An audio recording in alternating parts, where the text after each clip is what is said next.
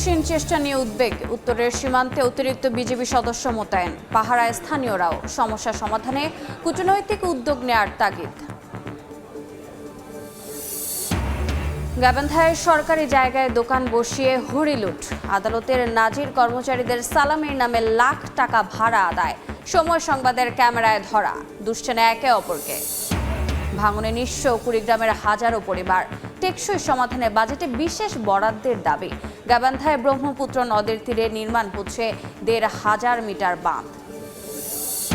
দীর্ঘদিন কর্মস্থলে অনুপস্থিতি দিনাজপুর শিক্ষা বোর্ডের চেয়ারম্যান, অসুস্থতা নাকি হয়রানির শিকার, তৈরি হয়েছে ধোঁয়াশা, ঢিমেতালে চলছে কার্যক্রম।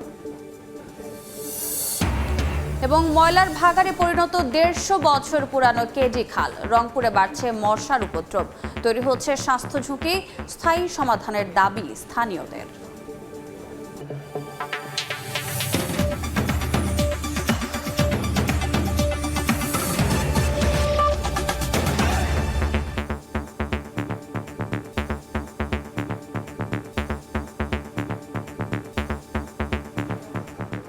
আমন্ত্রণ সময় সংবাদের নিয়মিত আয়োজন বিভাগীয় সময়। থাকছে সপ্তাহের ৭ দিন ভিন্ন ভিন্ন বিভাগের সংবাদ নিয়ে। আজ থাকছে রংপুর বিভাগ, সঙ্গে আছে আমি রোজা চৌধুরী। একের পর এক পুশিন চেষ্টায় বাড়ছে উদ্বেগ। ২৬ জেলার সীমান্তে ৬০,০০০ বিজিবি সদস্য মোতায়েন করা হয়েছে, পাহারা দিচ্ছেন স্থানীয়রাও। প্রধানমন্ত্রীর তথ্য উপদেষ্টা বলেছেন, বাংলাদেশকে চাপে রাখতে নয়, নির্বাচনী অঙ্গীকার অনুযায়ী ব্যবস্থা নিচ্ছে শুভেন্দু সরকার। সমস্যা সমাধানে কূটনৈতিক উদ্যোগ নেয়ার কথাও জানান তিনি।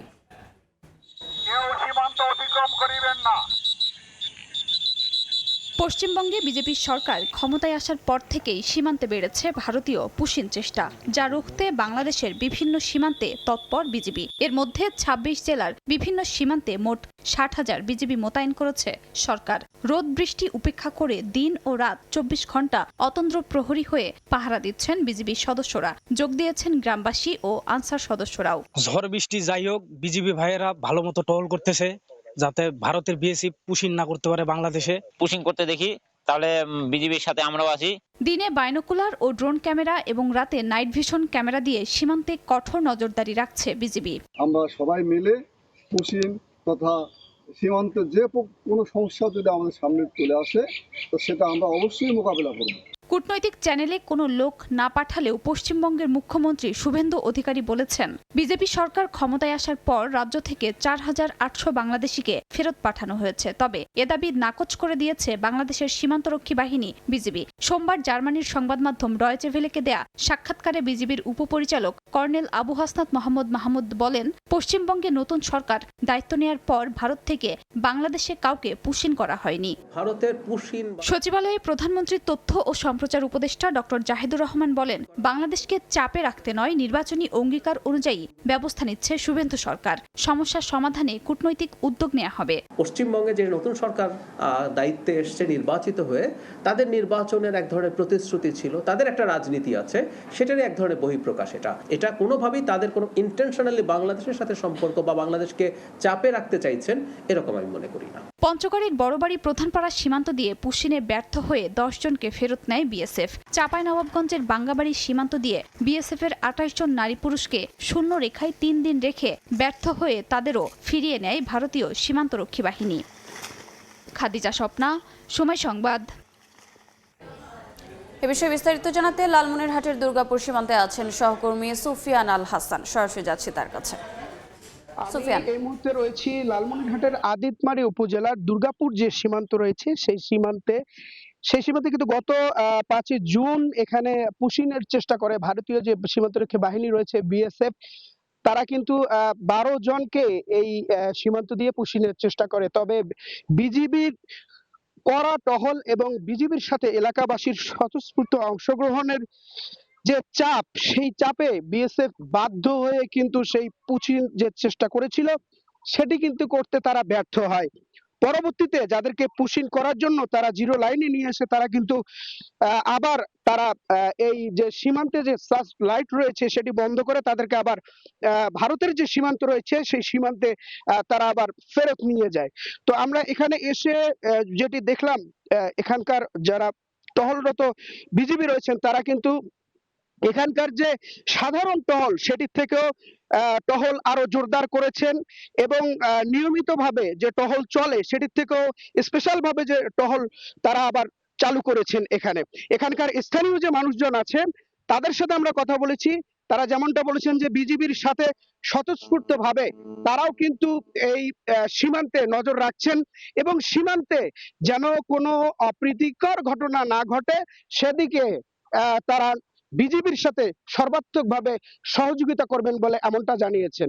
তো এই ছিল লালমনিরহাট থেকে সীমান্তের সবশেষ খবরাখবর।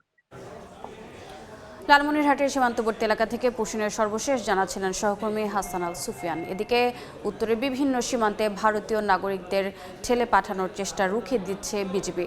বিশ্লেষকদের মতে সমস্যা সমাধানে প্রয়োজন দুই দেশের উচ্চ পর্যায়ের কূটনৈতিক উদ্যোগ। শাকিল মাহমুদের ছবিতে নাজমুল ইসলাম নিশাতের রিপোর্ট।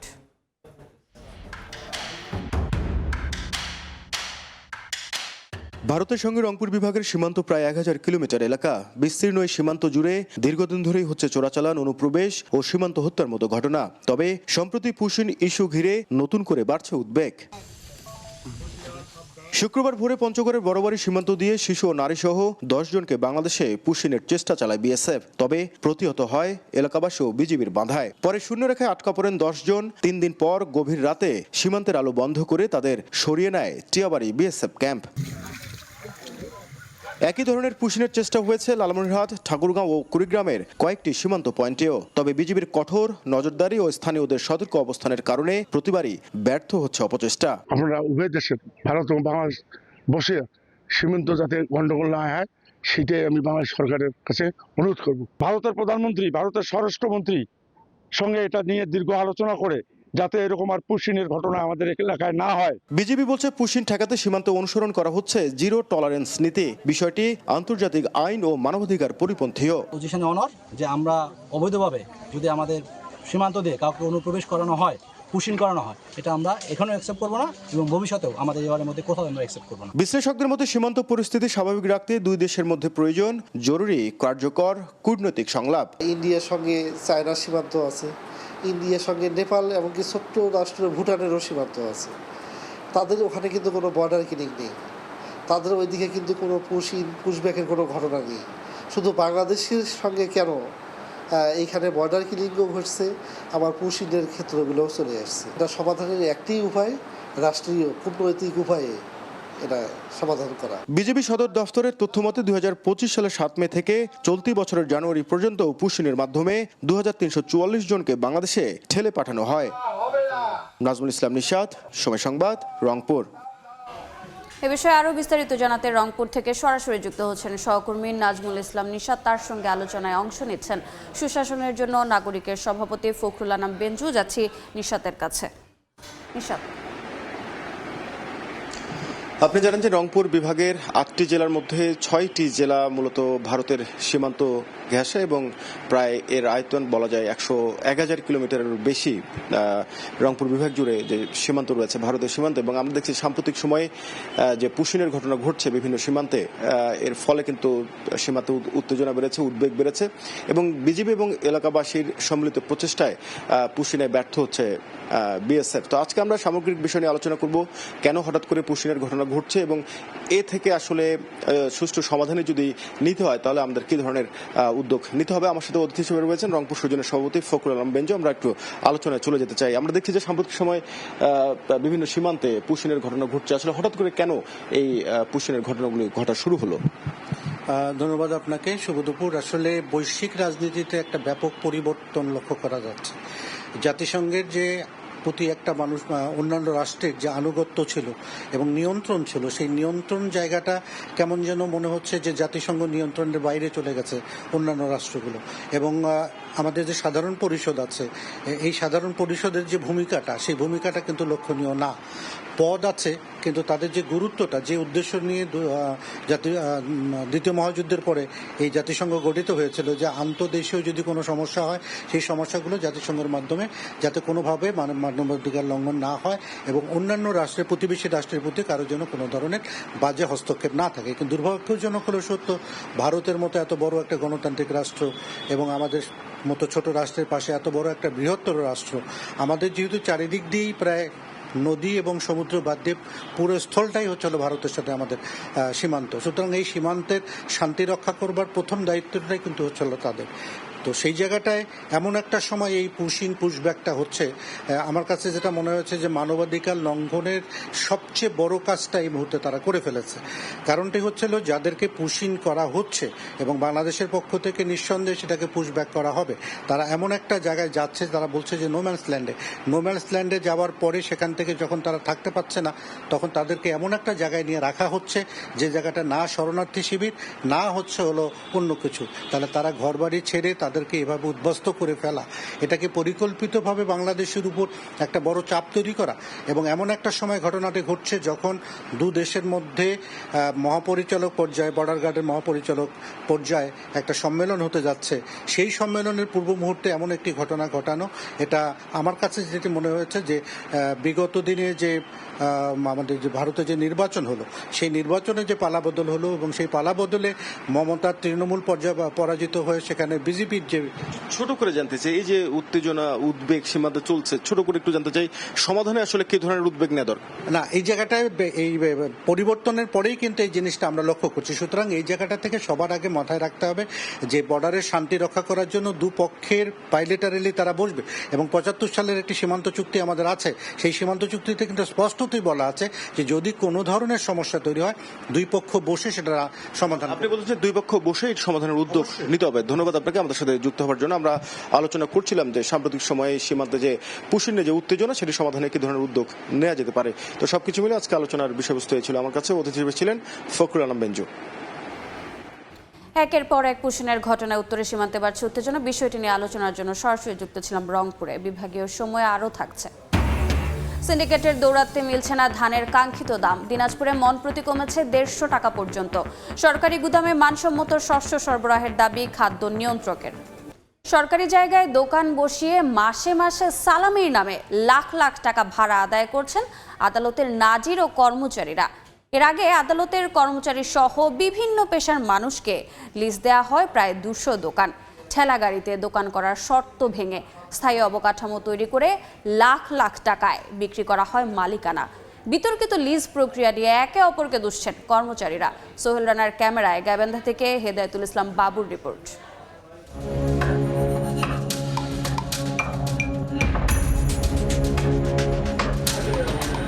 হাতে ভাড়াটিয়াদের তালিকা। ব্যবসায়ীদের কাছ থেকে সালামির নামে টাকা আদায়ের পর হিসাব নিকাশে ব্যস্ত জেলা ও দায়রা জজ আদালতের নাজির এবং পেশকার রেজাউল করিম সুমন ও তার সহযোগীরা। 2রা জুন সন্ধ্যায় শহরের কাচারি বাজারে টাকা গোনার দৃশ্যটি ধরা পড়ে সময় সংবাদের ক্যামেরায় সব ধরা পড়লেও অস্বীকার করেন সুমন। আমি তো টাকা নেই, তো বসিয়েছি এটি। জজ কোর্টের কর্মকর্তা কর্মচারী এবং যারা এটাকে প্রোটেকশন দিচ্ছে তারা মিলে এটা লুটপাট করছে। এবার পেছনের গল্পটা জেনে আসা যাক। 1992 সালে পুরাতন কাচারি থেকে সকল আদালত স্থানান্তর করা হয় দক্ষিণ ধানগড়া এলাকায়। এরপর ফাঁকা পড়ে থাকা সরকারি জায়গায় গড়ে ওঠে অস্থায়ী কিছু দোকান। 2024 সালের ফেব্রুয়ারিতে পুরাতন কাচারিতে থাকা গাছপালা কেটে রাতারাতি গড়ে ওঠে প্রায় 200 দোকান। অভিযোগ আছে কোনো টেন্ডার বা বিজ্ঞপ্তি ছাড়াই আদালতের কর্মচারী সহ বিভিন্ন পেশার মানুষকে দোকানের জায়গা বরাদ্দ দেন কর্তৃপক্ষ। এরপর লাখ লাখ টাকার বিনিময়ে তারা অন্যদের কাছে মালিকানা হস্তান্তর করেন। 4 বিঘা জমিতে আমরা কাজ করতাম, দেখা গেছে 1 বিঘা পড়ে থাকতো, হাফ বিঘার ভিতরে আমাদের কাজ হতো 50টা। টাকাটা তো আপনার এটা জজ কোর্ট থেকে বরাদ্দ করা আছে, উপঠোক বেশি দিছে তাদেরকে দিছে। কোনো প্রক্রিয়া না মেনে লিজ দেয়া এসব দোকান ভাড়ার চুক্তিপত্রের শর্তে উল্লেখ করা হয় সম্পূর্ণ অস্থায়ী, অর্থাৎ সকালে ঠেলাগাড়িতে দোকান বসবে এবং বিকেলে উঠে যাবে। অথচ লিজ গ্রহীতারা সেখানে স্থায়ীভাবে আধা পাকা ভবন তুলে চড়া মূল্যে ব্যবসায়ীদের কাছে ভাড়া দিয়েছেন। কোটি কোটি টাকার লুটপাট হয়ে গেল। সেই জায়গায় কোনো তদন্ত করে দোষীদের বিরুদ্ধে ব্যবস্থা গ্রহণ তো দূরে থাক, এটা কোনো ব্যবস্থা গ্রহণ করে নাই আইন মন্ত্রণালয় থেকে। অবশ্যই সরকারের উচিত এই জায়গাটাকে দখলমুক্ত করা। সরকারি জায়গা লিজ দিবে বা টেন্ডার করবে, সেটা তো একটা নিয়ম আছে, একটা বিজ্ঞপ্তির মাধ্যমেও দিবে, সেটাও তারা ফলো করেনি। জেলা ও দায়রা জজ আদালতের নাজির এবং পেশকার সুমন বলছেন, এই লিজ প্রক্রিয়ার সাথে জড়িত ছিলেন তৎকালীন নায়েবে নাজির শাহিন। তবে এমন অভিযোগ অস্বীকার করেছেন শাহিন। নিয়ম অমান্য করে লিজের নামে সরকারি জায়গা দখল হয়েছে বলছেন স্থানীয় সংসদ সদস্য ও রাজনীতিকরা। এগুলো কর্তৃপক্ষের বিষয়, আমি শুধু দায়িত্ব পালন করছি মাত্র। এই সম্পদকে উদ্ধার করার জন্য আমরা আইনসহ এবং গাইবান্ধারবাসীকে সাথে নিয়ে এর বিরুদ্ধে আন্দোলন করতে হবে। যে অনিয়ম হয়েছে তার তদন্ত হওয়া উচিত এবং ন্যায় ভিত্তিক এটার বন্টন হওয়া উচিত। সূত্র বলছে, নতুন পুরাতন মিলে 189টি দোকান আছে কাচারি বাজারে, যার আয়তন প্রায় 22,000 বর্গফুট। এসব দোকান থেকে মাসে প্রায় 2 লাখ টাকা আদায় করেন আদালতের কর্মচারীরা। হেদায়েতুল ইসলাম বাবু, সময় সংবাদ, গাইবান্ধা। গাইবান্ধার সাঘাটায় ব্রহ্মপুত্র নদের ভাঙন ঠেকাতে 1,500 মিটার নদী তীর প্রতিরক্ষা প্রকল্পের কাজ চলছে। তবে দুদফা মেয়াদ বাড়িয়েও এখনও শেষ হয়নি কাজ।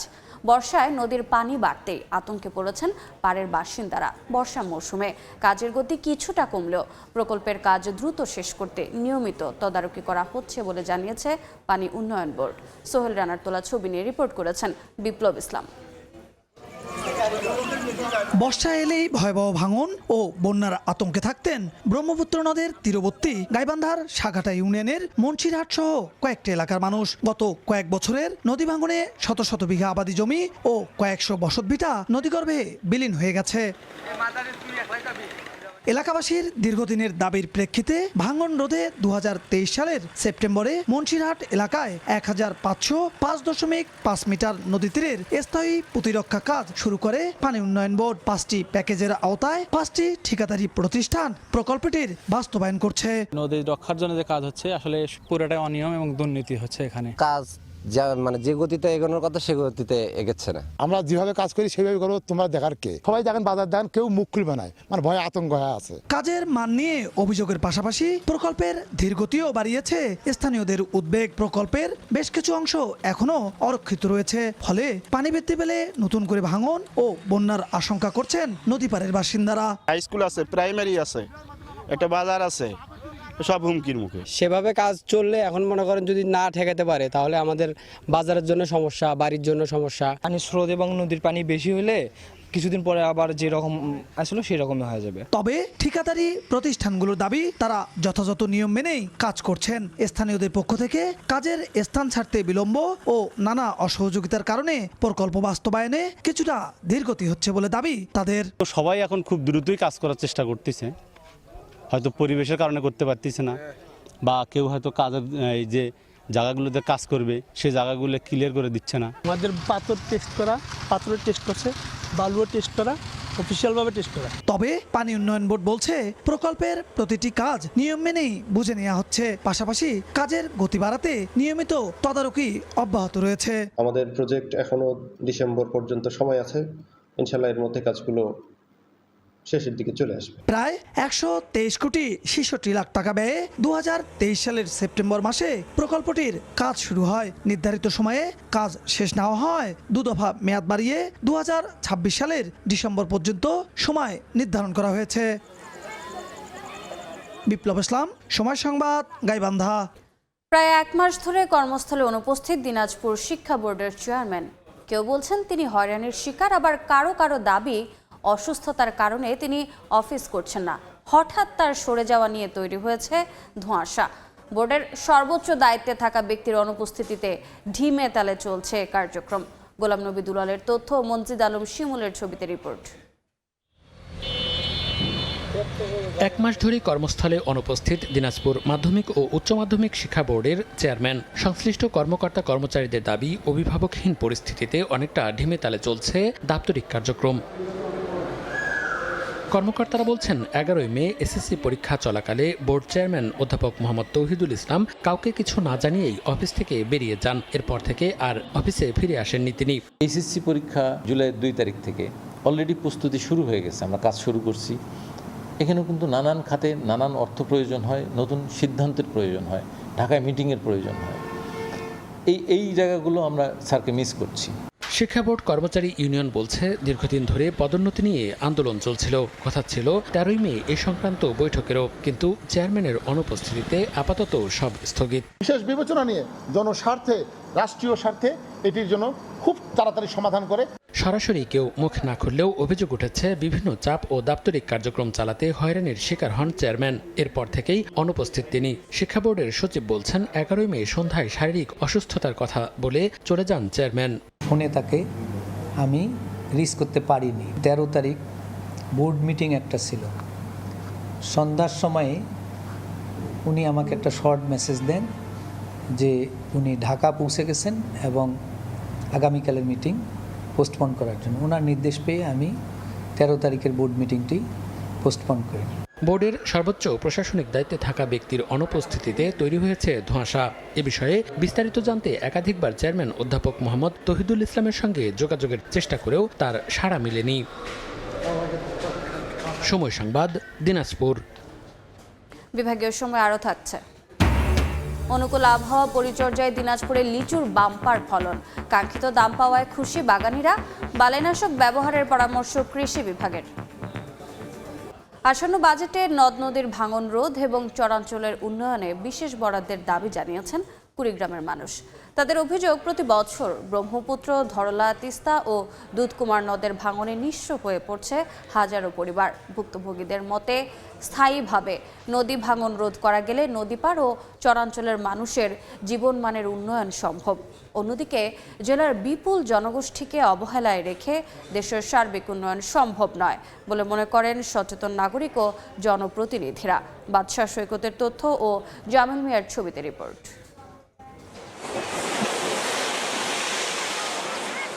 বর্ষা যেন আসে এক ভয়াবহ দুঃস্বপ্ন নিয়ে। তীব্র নদী ভাঙনে নদীগর্ভে হারিয়ে যায় ঘরবাড়ি, ফসলি জমি। ভিটেমাটি হারিয়ে নিঃস্ব হয়ে পড়ে অসংখ্য পরিবার। নদ নদী জীবন জীবিকার অন্যতম অবলম্বন হলেও কুড়িগ্রামে ভিন্ন চিত্র। প্রতি বছর ব্রহ্মপুত্র, ধরলা, তিস্তা ও দুধকুমারের ভাঙনে ভিটেমাটি, আবাদি জমি হারিয়ে নতুন জেগে ওঠা চরে আশ্রয় নেয় হাজারো পরিবার। সেই চরও নদীগর্ভে বিলীন হলে ফের অন্যত্র গড়ে তোলে নতুন বসতি। এভাবেই ভাঙন চক্রে ঘুরপাক খাচ্ছে লাখো জীবন। ভুক্তভোগীদের অভিযোগ, ভাঙন শুরু হলে জিওব্যাগ ফেলে পরিস্থিতি সামাল দেওয়ার চেষ্টা করলেও তার টেকসই হয় না। স্থায়ী সমাধানেও পদক্ষেপ নেয় না পানি উন্নয়ন বোর্ড। তাই নতুন সরকারের প্রথম বাজেটে নদী তীর রক্ষায় বিশেষ বরাদ্দ চান তারা। এই 1 মাসের ভিতরে যদি কোনো কাজ না হয় তাহলে আমার এই বসত বাড়িগুলো একটাও থাকবেন না। নদীর পার যেন স্থায়ীভাবে বেঁধে দেওয়া হয়, নদী খনন এবং নদীর পারগুলো যেন স্থায়ীভাবে বাদ দিয়ে যেন আমাদেরকে মুক্ত করে। বাজেটে যেন এই ধরনের একটা বড় কিছু রাখা হয়। বাজেট বরাদ্দের মাধ্যমে শুধু নদী ভাঙনই নয়, চরাঞ্চলের স্বাস্থ্য, শিক্ষা ও যোগাযোগ উন্নয়নে কার্যকর উদ্যোগ নেওয়ার দাবি জানান সচেতন মহল। কুড়িগ্রামের জন্য নদী ভাঙন এলাকাগুলোকে আলাদা চোখে দেখে নদী ভাঙন রোধ করবার জন্য আমাদেরকে চেষ্টা করতে হবে। চরাঞ্চলের মানুষের শিক্ষা, স্বাস্থ্য, যোগাযোগ এবং তাদের খাদ্যের নিরাপত্তা যদি না দেওয়া হয়, তা আমার মনে হয় বাংলাদেশের মধ্যে এটা একটা এই চরাঞ্চলের মানুষের কারণে বিপদে ঘটতে পারে। এদিকে দেশের সব নদী ভাঙন কবলিত এলাকার জীবন জীবিকা রক্ষায় প্রয়োজনীয় বিশেষ বাজেট বরাদ্দের পক্ষে স্থানীয় সংসদ সদস্য। ভাঙন রোধে যেন স্পেশালি একটা আলাদা বাজেট, আগে যদি 200 কোটি থাকে আমি মনে করি এটাকে বাড়ায় 3 গুণ বাড়ায় 800 কোটি করে দেওয়া হোক, যাতে করে যেন সারা দেশের মানুষজন এই নদী ভাঙন থেকে বাঁচতে পারে আর কি। কুড়িগ্রামের 9টি উপজেলায় 16টি নদ নদীর অববাহিকায় রয়েছে 4.5 শতাধিক চরাঞ্চল। এসব এলাকায় বাস করছেন 5 লক্ষাধিক মানুষ, আর নদী তীরবর্তী অঞ্চলের বাসিন্দার সংখ্যা প্রায় 10 লাখ। সময় সংবাদ, কুড়িগ্রাম। রংপুর নগরীর জলাবদ্ধতা নিরসনে প্রায় 150 বছর আগে খনন করা হয়েছিল ঐতিহ্যবাহী কেডি খাল, কিন্তু সময়ের ব্যবধানে সেই খাল এখন পরিণত হয়েছে ময়লা আবর্জনা ও দূষিত পানির ভাগাড়ে। খাল জুড়ে জমে থাকা বর্জ্যের কারণে বাড়ছে মশার উপদ্রব, তৈরি হচ্ছে জনস্বাস্থ্য ঝুঁকি। স্থানীয়দের অভিযোগ, সংস্কারের নামে মাঝে মধ্যে উদ্যোগ নেওয়া হলেও মিলছে না স্থায়ী সমাধান। শাকিল মাহমুদের ক্যামেরায় বিস্তারিত রিপোর্ট করেছেন রেদওয়ান হিমেল। কোথাও কচুরিপানায় ঢেকে গেছে পানি প্রবাহ, কোথাও আবার জমে আছে ময়লা আবর্জনার স্তূপ। খালের দুই পার দখল ও ভরাটের কারণে অনেক স্থানে সংকুচিত হয়ে পড়েছে এর স্বাভাবিক প্রবাহ। ফলে পানি নিষ্কাশন ব্যাহত হওয়ার পাশাপাশি বাড়ছে পরিবেশ ও জনস্বাস্থ্য ঝুঁকি। নগরবাসীর অভিযোগ, খালটি সংস্কারের জন্য বিভিন্ন সময় উদ্যোগ নেওয়া হলেও কার্যকর ও স্থায়ী কোনো সমাধান হয়নি। কোনো কেলান পরিষ্কার করে না, মশা মাছি নোংরা ময়লা দিয়ে একবারে ভর্তি, দুর্গন্ধ, এই জন্য আমরা থাকতে পারতেছি না। 2022 সালে কেডিখাল সংস্কারে প্রায় 1,31,00,000 টাকা ব্যয় করা হলেও তার সুফল পায়নি নগরবাসী। আর্থিক সংগতির সাথে মিল রেখে আমরা স্বল্প সময়ের মধ্যে এই খালগুলো পরিচ্ছন্ন আমরা করব। 10 কিলোমিটার দীর্ঘ কেডিখালটি চিকলিবিল থেকে উৎপন্ন হয়ে নগরীর ভেতর দিয়ে প্রবাহিত হয়ে শ্যামাসুন্দরী খালের সঙ্গে মিলিত হয়েছে। পরে এটি খোকসা ঘাঘর নদীতে গিয়ে মিশেছে। খালি এখন দূষণ আর দখলে অস্তিত্ব হারাতে বসেছে। স্থানীয়দের প্রত্যাশা, দ্রুত কার্যকর উদ্যোগ নিলে ঐতিহ্যবাহী এই খালটি ফিরে পাবে তার হারানো প্রাণ। রেদওয়ান হিমেল, সময় সংবাদ, রংপুর। বোরোর ভরা মৌসুমে হাট বাজারে ধানের কাঙ্ক্ষিত দাম না পাওয়ার অভিযোগ দিনাজপুরের কৃষকের। তাদের দাবি, সিন্ডিকেটের কারণে সপ্তাহ ব্যবধানে মন প্রতি 100 থেকে 150 টাকা পর্যন্ত কমেছে ধানের দাম। মানসম্মত ধান সরকারি গুদামে সরবরাহের আহ্বান জানিয়েছেন খাদ্য নিয়ন্ত্রক। গোলাম নবী দুলালের তথ্য, মনজিদ আলম শিমুলের ছবি নিয়ে রিপোর্ট। বোরোর ভরা মৌসুম, ভোর থেকেই বিভিন্ন স্থান থেকে হাটবাজারে ধান নিয়ে আসেন কৃষক। দুপুর পর্যন্ত চলে বেচাকেনা। দিনাজপুরের কৃষকরা জানান, চলতি মৌসুমে উৎপাদন খরচ বাড়লেও হাইব্রিড ধানে মিলছে না কাঙ্ক্ষিত দাম। সপ্তাহ ব্যবধানে ধানের দাম মন প্রতি কমেছে 100 থেকে 150 টাকা পর্যন্ত। দাবি, সিন্ডিকেট কমিয়ে দিচ্ছে দাম। কম হিসাবে লস, এবার সারের দাম বেশি, পাট খরচার দাম বেশি। সরকার ঘরে ধান নিচ্ছে কিন্তু আমরা সেরকম খবর পাই নাই। ব্যবসায়ীদের দাবি, শুকনো ধান কেনা হচ্ছে যথাযথ দামেই। আমরা কিনতেছি আশায় যদি ভবিষ্যতে একটু দাম বেশি পাওয়া যায়, কিন্তু বর্তমান যদি এলসি হয় তাহলে কিন্তু বাজার আর বাড়বে না। দিনাজপুর জেলার চাউলের মান আমাদের ভালো, আমরা সবসময় ভালো মানের চাল সরকারকে দিয়ে থাকি। মানসম্মত ধান সরকারি গুদামে সরবরাহের আহ্বান জানিয়েছেন খাদ্য নিয়ন্ত্রক। মান সম্পর্কে আমরা একদম জিরো টলারেন্স লেভেলে রয়েছি। দিনাজপুর সিএসডিতে পরিদর্শনে এসে মানসম্মত না হয় ইতিমধ্যে আমাদের 2টা ট্রাকের চাল ফেরত দিতে হয়েছে। আর অন্যান্য যে চালগুলো গৃহীত হয়েছে সেগুলো দেখে আমরা মোটামুটি সন্তোষজনক পেয়েছি। দিনাজপুরে সরকারিভাবে কেনা হবে 12,267 মেট্রিক টন বোরো ধান। ধান চাল সংগ্রহ অভিযান চলবে 31 আগস্ট পর্যন্ত। সময় সংবাদ, দিনাজপুর। কুড়িগ্রামের বিভিন্ন সবজি বাজারে বেড়েছে মৌসুমী সবজির সরবরাহ। বাজারে আমদানি বেড়ে যাওয়ায় ক্রেতা বিক্রেতাদের ভিড়ও বেড়েছে। জেলার বিভিন্ন হাট বাজারে বেগুন, টমেটো, শসা, করলা, ঢেঁড়স, কাঁচামরিচ সহ নানা ধরনের দেশি সবজি পাওয়া যাচ্ছে। কৃষকরা সরাসরি বাজারে সবজি নিয়ে আসায় বেড়েছে সরবরাহ। সবজির দাম কেজি প্রতি 10 থেকে 15 টাকা পর্যন্ত কমেছে বলে জানিয়েছেন ব্যবসায়ীরা। তবে কৃষকের দাবি, উৎপাদন বেশি হওয়ায় অনেক ক্ষেত্রেই পাচ্ছেন না তারা কাঙ্ক্ষিত দাম।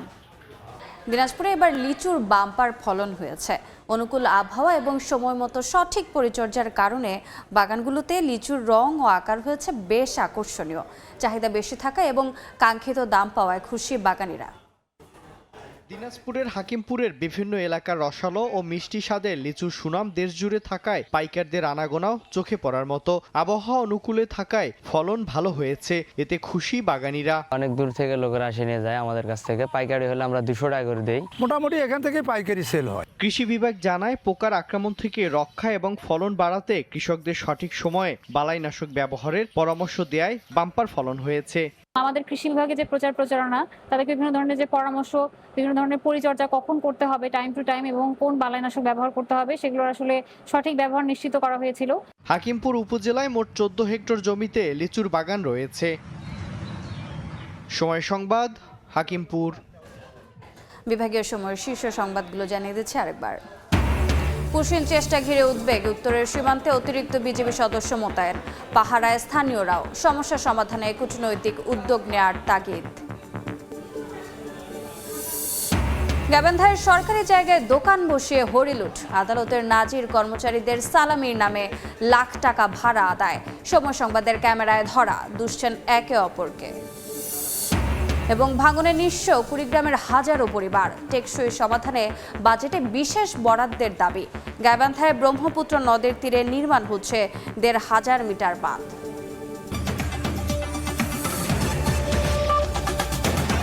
এ ছিল বিভাগীয় সময়। আগামীকাল থাকবো রাজশাহী বিভাগের আয়োজন নিয়ে। আন্তর্জাতিক সময় নিয়ে আসছি কিছুক্ষণ পর, সঙ্গে থাকুন সময়ের।